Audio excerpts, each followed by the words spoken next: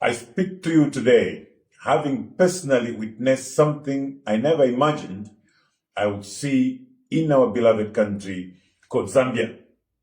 Last night, heavily armed personnel believed to be members of the Zambia army came to my residence in what I can only describe as an attempt on my life.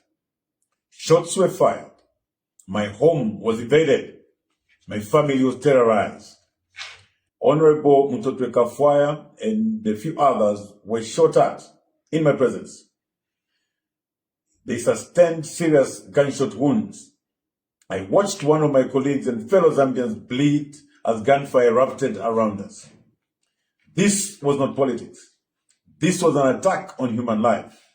I thank God that I am alive today. And my heart is with Honorable Mutotwe Kafwaya and other colleagues who were similarly affected, together with their families, and every person who has been traumatized by what happened. I pray that God will preserve their lives, guide the doctors treating them, and give their families the strength to endure this terrible ordeal.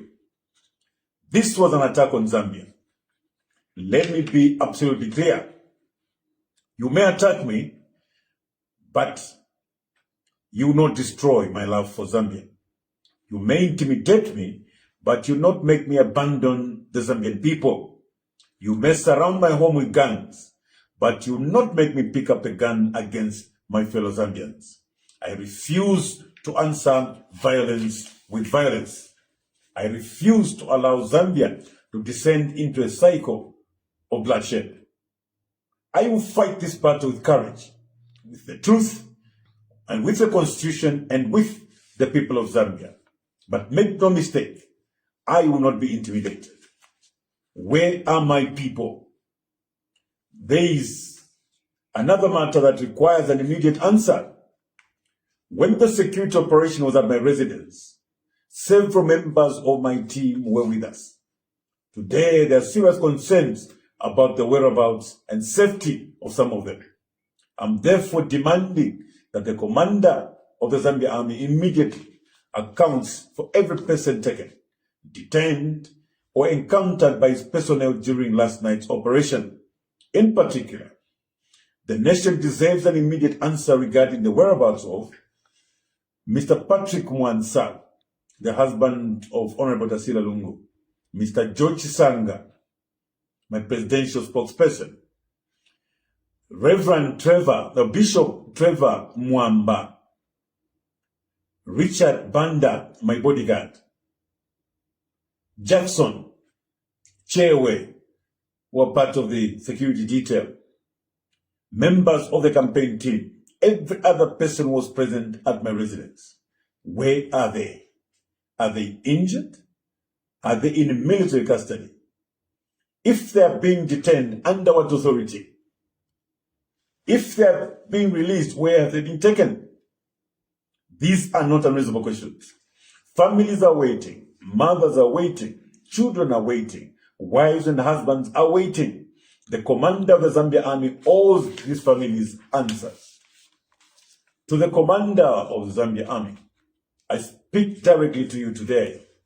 You command an institution that belongs to the Zambian people. The Zambia Army is not a private army. It is not the property of a political party. It does not belong to the president personally. It belongs to the Republic of Zambia. Our soldiers swear allegiance to the constitution and to the people. So I ask you, who ordered armed soldiers to my residence? Why was live ammunition used? Why was Honorable Kafwaya and others shot at? Who is responsible for the shots that we fired? Where are the people who were taken away? And most importantly, who gave the order? The Zambian people deserve answers. To President Hakainde Hichilema, do not allow the uniform of the Zambian soldier to become associated with political violence. And do not allow this country to enter a dangerous chapter where political disagreements are settled with bullets. You are the president of Zambia, not merely for those who support you. Every Zambian, including your political opponents, is entitled to life, dignity, and protection under the Constitution. To the men and women of the Zambia Army, to our soldiers, I say this from my heart. Do not allow anybody to turn you against your fellow Zambians. The person standing before you at a political rally is not your enemy. The opposition politician is not your enemy. The man or woman who votes differently from you is not your enemy. Your enemy is anyone who seeks to destroy the peace and unity of our republic. You are brothers and sisters in every province. You have relatives in every tribe. You have friends in every political party. Do not allow yourselves to become instruments in the hands of politicians. To the people of Zambia, I know how many of you are frightened.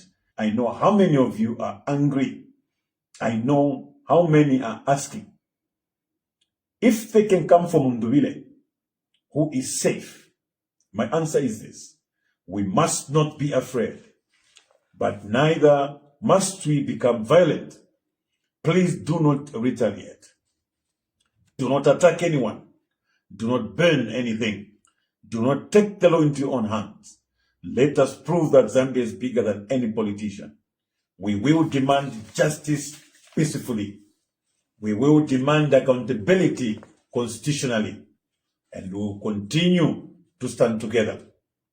They may have wounded one of us, but they will not break us. Honorable Mutotokafo and others were standing with me when the bullets came. They were wounded, but their courage did not die. And neither will our courage die. I think of their families. I think of every family waiting for news of the beloved ones. I think of my own children and family who have been forced to experience something no family should ever experience because of politics. And I think of the Zambia that we must leave for our children. A Zambia where elections are decided by ballots, not bullets. A Zambia where soldiers protect citizens rather than politicians. A Zambia where political opponents can disagree without becoming enemies. That is the Zambia I am fighting for. My promise to Zambia: I will not seek revenge. I will seek justice. I will not mobilize citizens against citizens. I will mobilize Zambians to defend our democracy. I will not respond to hatred with hatred. I will respond with courage. And I will not abandon my fellow Zambians. If they came for me, I will not run away from Zambia. If they wounded one of my colleagues, I will not abandon him. If they threaten our democracy, I will defend it. I will defend it peacefully, constitutionally, and with the love of a Zambian who believes this country is worth saving.